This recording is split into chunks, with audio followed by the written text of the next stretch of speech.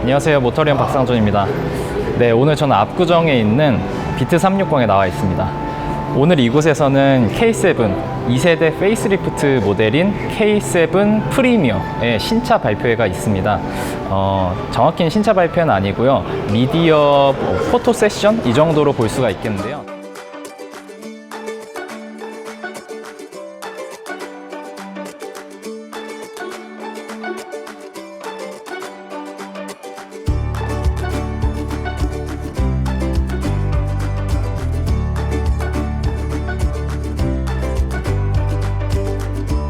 네, 오늘 미디어 포토 세션이 시작과 동시에 같이 이제 사전 계약도 시작이 됐는데요. 어떻게 달라졌고 또 많은 변화들이 있었다고 하니까 한번 함께 살펴보도록 하겠습니다. K7 같은 경우에는 사실 기아차가 굉장히 공을 들였던 모델이에요. 1세대 모델 초기형 같은 경우에는 차체 그 서스펜션에 댐핑 컨트롤 기능이 들어갔을 정도로 굉장히 신경을 썼던 모델인데, 이번 페이스리프트가 되면서 지금 중점적으로 변화가 된 사양들은 제가 봤을 때 엔진, 그리고 변속기, 그리고 내외관의 디자인, 이게 전부 다 많이 바뀌었습니다. 플랫폼은 동일한데요, 이 파워트레인이나 디자인이 많이 바뀌었기 때문에 어떻게 보면은 풀체인지에 가까운 이런 큰 변화라고 할 수 있겠습니다. 아무래도 다양한 신차들이 쏟아지고 있는 굉장히 치열한 시장이기 때문에 조금 더 큰 변화를 한 것이 아닌가 싶습니다. 네, 우선 전면부를 보시면 풀 LED 헤드램프가 적용이 됐습니다. 최하위 트림이 2.5 가솔린 엔진이 되는데요, 그 트림에서도 이 풀 LED 헤드램프는 기본 적용이 됩니다. 헤드램프 안쪽이 원래 3구 타입의 LED였는데 4구 타입이고 프로젝션이 아니라 이렇게 반사 형태의 LED로 바뀌었습니다. 그리고 안쪽에 원래 K7의 상징과도 같은 Z 시그널이 안쪽에 들어가 있었는데 지금 아래쪽 그릴까지 연결된 모습으로 변경이 됐고요. 원래 기존에 있던 4구 타입 LED 안개등 같은 경우에는 지금 방향지시등으로 변경이 됐습니다. 그리고 이 방향지시등은 2.5L 기본 모델에만 벌브 타입으로 적용이 되는 것 같고요. 그 위에 트림부터 3.0, 디젤 전부 다 다른 모델들은 LED로 적용이 됩니다. 그릴 같은 경우에는 기존이랑 거의 비슷합니다. 거의 비슷한데 기존에 원래 각이 2번 지는 형태였다고 하면 지금은 한 번 약간 완만하게 이렇게 각이 들어가는 걸로 변경이 됐고요. 안전 보조 사양이나 주행 보조 장치들을 담고 있는 이 센서 같은 경우는 이 아래쪽에 이렇게 배치가 되어 있습니다. LFA 같은 경우에도 적용이 됐습니다. 이미 알고 계셨겠지만 LFA도 적용이 됐고, 전체적으로 이렇게 딱 뒤에서 한눈에 보면 약간 5 시리즈 느낌도 조금 나기도 하고, 이 헤드램프가 기존에 이렇게 조금 뒤로 갈수록 두꺼워지는 형태에서 지금 거의 평행하게 가고 있거든요. 그래서 훨씬 더 날렵하고 넓어 보이는 그런 느낌을 받습니다. 실제로 차가 넓어진 건 아닙니다. 길이만 조금 길어졌고 나머지 사이즈는 동일합니다. 측면은 똑같습니다. 측면은 똑같고, 이제 조금 달라진 거라고 하면 요 사이드 미러의 아래쪽에 보시면은 카메라가 달려 있어요. 이게 어라운드 뷰의 이제 기능을 사용하기 위해서 달려 있는 것도 있지만, 그 후측방 모니터링 시스템에 이제 들어가는 카메라가 여기에 적용이 됐고요. K9에 적용이 미리 됐었죠. 그 다음 측면부는 동일해서 제가 말씀드릴 게 없고, 네, 휠 같은 경우에는 2.5L 가솔린 모델은 17인치가 기본으로 적용이 되고요. 디젤 모델도 마찬가지입니다. 그리고 3.0 GDI 모델 같은 경우에는 18인치가 기본으로 적용이 됩니다. 그 다음에 옵션을 통해서 19인치까지 늘릴 수 있습니다. 그 정도 말씀드리면 될 것 같고요. 그 다음에 후면부 한번 보시겠습니다. 네, 후면부를 보시면 일단은 이 테일램프 쪽이 변화가 좀 있죠. 기존에는 원래 이렇게 오다가 위쪽이 크롬바로 연결이 되고 그 아래에 이제 기아 마크가 위치를 했었는데, 지금은 기아 마크가 위로 올라가고 아래쪽에 이 빨갛게 이 테일램프가 이어지는 형태로 이렇게 변화가 됐습니다. 그리고 지금 불이 들어오면은 이렇게 점선처럼 보이는데, 저는 이게 무슨 의도인지는 잘 모르겠어요. 보시면은 테일램프 튜닝 하신 분들 중에 이 반사판에다가 이런 점선으로 튜닝 하신 분들이 있는데 그런 것 같기도 하고, 어쨌든 시선을 끄는 그런 테일램프 디자인입니다. 그다음 범퍼 디자인도 조금씩 변화가 됐는데, 이게 다 약간 더 직선을 활용하고 뭔가 선을 많이 접어놨어요. 그래서 좀 더 스포티한 그런 모습을 보여줍니다. 계속해서 요즘은 이런 패밀리 세단들, 중대형 세단들도 디자인이 계속 스포티해지는 것 같아요. 점점 더 커지고. 트렁크는 전동식 적용이 됐고요. 크기는 아시다시피 굉장히 큽니다. 네, 특별히 뭐 걸리는 물건도 없고 굉장히 잘, 이런 데도 마감이 잘 돼 있네요. 꼼꼼하게 위에 쪽까지 이렇게 다 마감이 돼 있어서 꼼꼼하게 잘 돼 있습니다. 네, K7 프리미어의 엔진 라인업은 총 5가지입니다. 기존의 2.4L 가솔린 엔진을 대체하는 2.5 스마트 스트림 엔진, 그 다음 3.0L GDI 엔진, 2.4 하이브리드 모델, 3.0 LPI, 2.2 디젤까지, 이렇게 5가지 모델인데요. 그랜저에는 지금 디젤이 나오지 않고 있는데 K7에는 디젤 모델을 그대로 판매를 하고 있습니다. 지금 보시는 엔진룸은 3.0L 가솔린 모델이고요. 엔진에 대한 설명을 조금 드려야 될 것 같아요. 2.4L GDI 엔진을 대체하는 2.5 스마트 스트림 엔진 같은 경우에는 198마력으로 기존보다 8마력이 향상됐습니다. 토크는 0.7 정도 약간 향상이 됐고요. 3.0 가솔린, 2.4 하이브리드, 2.2 디젤, 3.0 LPI 모델들은 전부 다 동일한 출력과 토크를 내고 있습니다.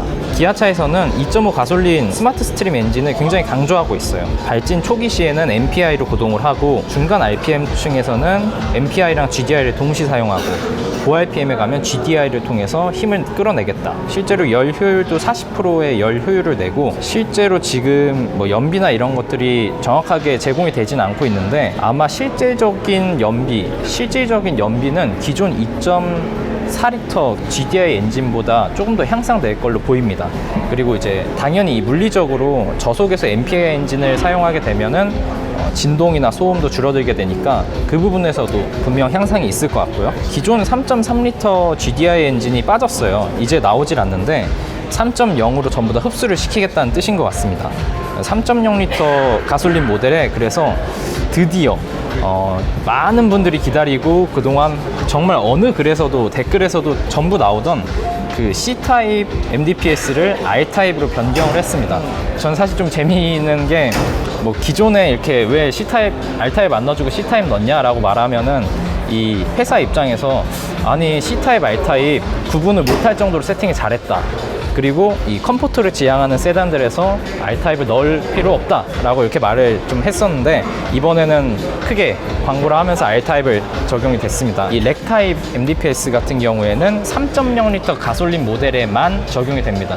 나머지 모델은 C타입으로 적용이 되고요. 이제 MVH도 뭐 하부 소음 그리고 승차감이나 어떤 성능 개선을 위해서 서스펜션 튜닝 이런 것들을 다 거쳤는데, 이 이중차음 유리를 굉장히 많이 적용을 했어요. 1열, 이 앞유리와 1열 유리 같은 경우에는 최하위 트림부터, 그러니까 어떤 트림을 선택하셔도 이중차음 유리가 적용이 되고요. 2열 같은 경우는 상위 트림에 가시면 전부 다 적용이 됩니다. 가솔린 디젤 모델에는 전부 다 8단 자동 변속기가 매칭이 됩니다. 네, 실내가 정말 많이 바뀌었습니다. 이거는 풀체인지다 이럴 정도로 정말 많이 바뀌었는데, 거의 K9에 있던 크기 그리고 K9에 있던 옵션들이 K7에 거의 다 내려왔습니다. 많이.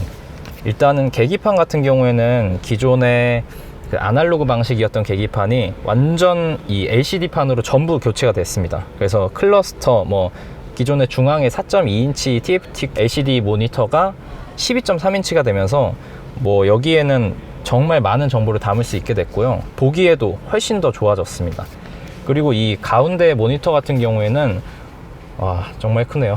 뭐 G90이나 아니면 K9에 이제 이렇게 큰 모니터들이 적용이 됐었는데, 기존에 지금 이 송풍구가 옆쪽에 달려있던 거를 아래로 내리고 그 송풍구만큼이 모니터가 됐어요. 다양한 기능들이 있는데, 일단은 내비게이션 무선 업데이트가 적용이 됐습니다. 너무나 많이 들어서 익숙하시겠지만 홈투카, 카투홈 서비스가 적용이 됐습니다.